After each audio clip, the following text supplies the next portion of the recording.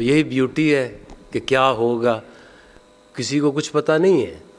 तो उसी तरह से प्रेशर लेना ही प्लेयर्स का काम है। अगर ये प्रेशर आप हटा दें तो what's left in Pakistan India game passion और ये प्रेशर ही तो चाहिए होता है किसी प्लेयर को अपने परफॉर्मेंस दिखाने के लिए। और पिचेस में अगर आप देखें तो उसमें इस पिच में अगर आप पूरा मैच को स्टडी करें तो there was like slightly turn भी थी, थोड़ा सीम भी हुआ नया बॉल, और बैटिंग के लिए भी अच्छा है। तो it's a very I think balanced supporting pitch. भाई फ़खर का बाहर हो जाना कितना बड़ा सेटबैक है, और and between Imam and Usman will it be a tricky call as far as picking Babar's partner at the top? I mean look, there is no doubt Fakhar is like a match winner. You know, every team actually missed their match winners. So I think, but you can't depend on only one player. We'll still will play as a good, strong team and try to win and try to play like good, positive cricket. Aqib भाई, शाकिर अब्बासी में जब से आपने 4 संभाला, पाकिस्तान इस fast bowling strength के साथ अपनी होम सीरीज़ हार रही थी। आकिब जावेद आया, उसने स्पिन ट्रैक के साथ टीमों को हराया।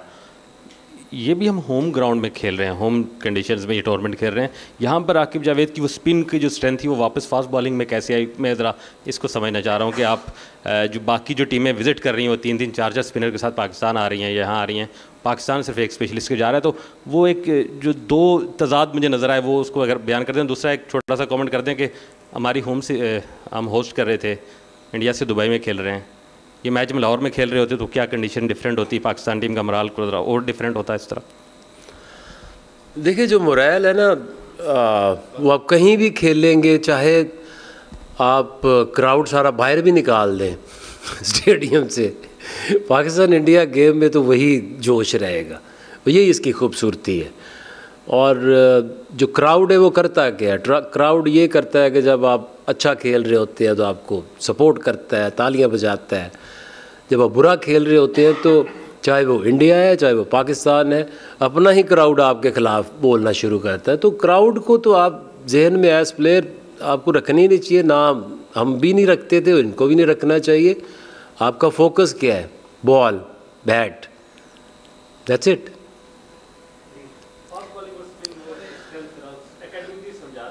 देखिए, उसमें अगर आप देखें तो जो टेस्ट मैचेस हैं उसमें हम थोड़ा सा लैग कर रहे थे कि आपके जो बॉलर्स हैं जो लंबे स्पेल कर सके और उस तरह से विकेटें ले सके।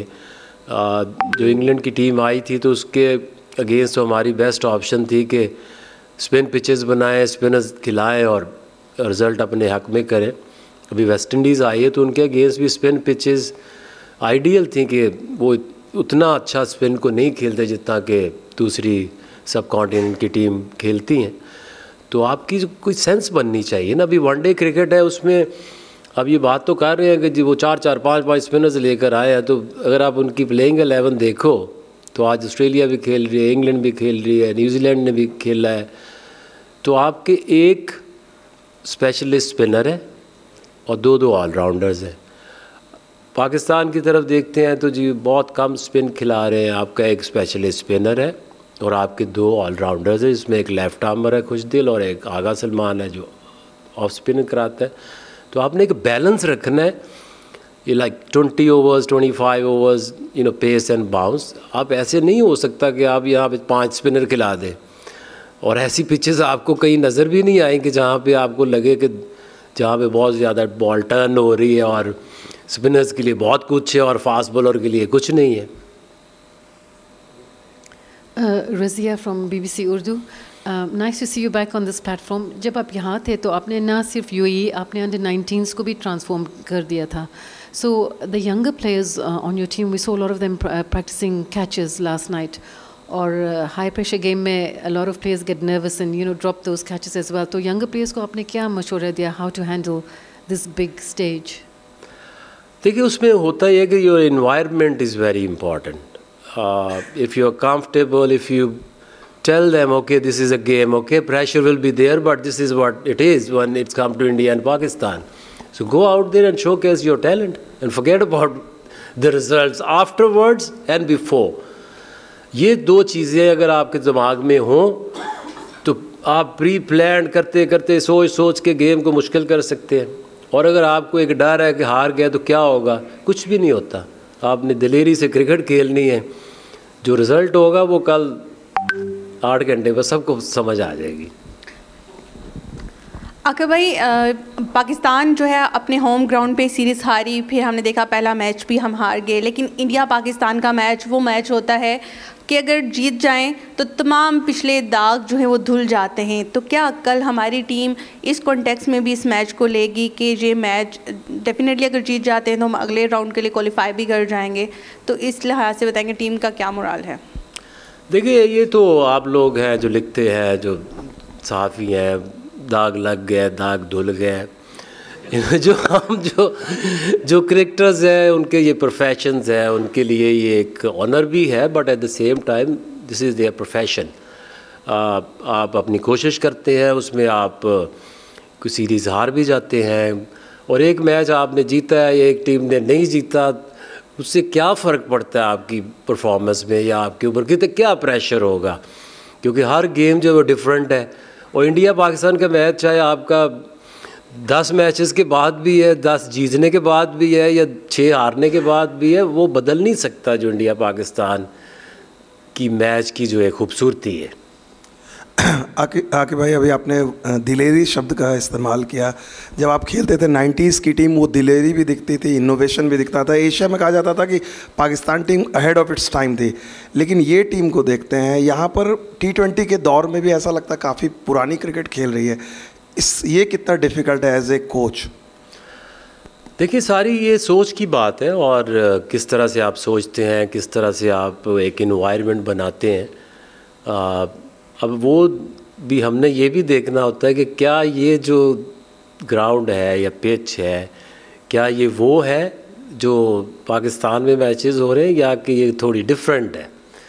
तो उस लिहाज से हम खेलेंगे, जैसी पिच है, जैसी कंडीशंस है, जैसी टीम है। ये ज़रूरी है कि आपने जाके वनडे में भी आपने T20 शुरू कर देना है। जो चैलेंज है वो, जो मेरी फीलिंग अगर आप पूछे तो अब ये जो 50 ओवर क्रिकेट है ये बहुत ज़्यादा चैलेंजिंग हो गई है। ये जो 40 ओवर्स 35 to 40 ओवर्स के बाद अब जो गेम है वो फिटनेस लेवल बहुत बेहतर करने पड़ेंगे। और ये जो, क्योंकि जो आप अगर सारा साल ज़्यादा फोकस आपका T20 के ऊपर है, तो जब ये आप ओवर गुज़रते ही नहीं है, 20 ओवर का मैच ख़त्म होने के बाद भी आपको 30 ओवर और अंदर रहना है। सो आई थिंक जो फिटनेस है ये सबसे बड़ा एक चैलेंज है, जिसके लिए टेस्ट क्रिकेट है, उसमें 2 घंटे आप खेलते हैं, आपको लंच ब्रेक है, फिर 2 घंटे है, फिर टी ब्रेक है। तो ये like 3.5 hours and some time more आपने ग्राउंड पे रहना है, फोकस रहना है, तेज़ गेम है। I think fitness is the key. Rizwan Haider hair. Aqib भाई, आपने पाकिस्तानी फास्ट बॉलर्स की अभी तारीफ़ भी की कि 90s का एरा आपको याद आ जाता है, लेकिन रिसेंटली मैचेस में आप समझते नहीं कि पाकिस्तान जो मैचेस हार रहा है तो उसमें फास्ट बॉलर्स का काफ़ी फॉल्ट है। 80 रन, 70 रन, 60 रन, 5 ओवरों में 85, 7 ओवरों में 90 रन। तो मैच तो वहीं पर ही आप नहीं समझते कि हाथ से निकल जाता है? उस पर डिस्कशन हुई है कि लास्ट ओवर्स में कैसे कम से कम रन दिया जाए? एक चीज़ तो, अब जब आप पूरा मैच देखते हैं ना, तो आप पूरे मैच के ऊपर फोकस करते हैं। अगर वहाँ पे आपका जो एवरेज स्कोर है वही 320 to 350 बन रहा है, तो फिर आप एक बॉलर या कुछ 2 बॉलर्स के ऊपर फोकस करें कि इन्होंने 60 से ज़्यादा कैसे दे दिए, इन्होंने 70 से ज़्यादा कैसे दे दिए। होता ही है कि एट टाइम्स आपको उस तरह की कंडीशंस नहीं मिलती। ज़ाहिर है, जो मैंने बात की है, एक जो फिटनेस है 50 ओवर में, वो सबको रियलाइज़ भी हो रहा है और सबको इसको बेहतर भी करना पड़ेगा। बट आई डोंट थिंक कि एक मैच में आपको अगर 80 स्कोर पड़ गए, ये वो 90s या वाली क्रिकेट नहीं है कि हमें जब 60 स्कोर पड़ जाता था 6-6 महीने में चैन नहीं आता था। अब ये गेम तेज़ है, 350 रन बनेंगे तो 70-80 रन आपको पड़ सकते हैं, बट जो कल गेम होनी है उसमें ये गेम डिफरेंट होगी। हम अब उसको तो नहीं देख सकते कि इसको 80 पड़ गया था, अब इसका क्या करना है। Every game starts differently and finish differently. Thank you so much. Okay.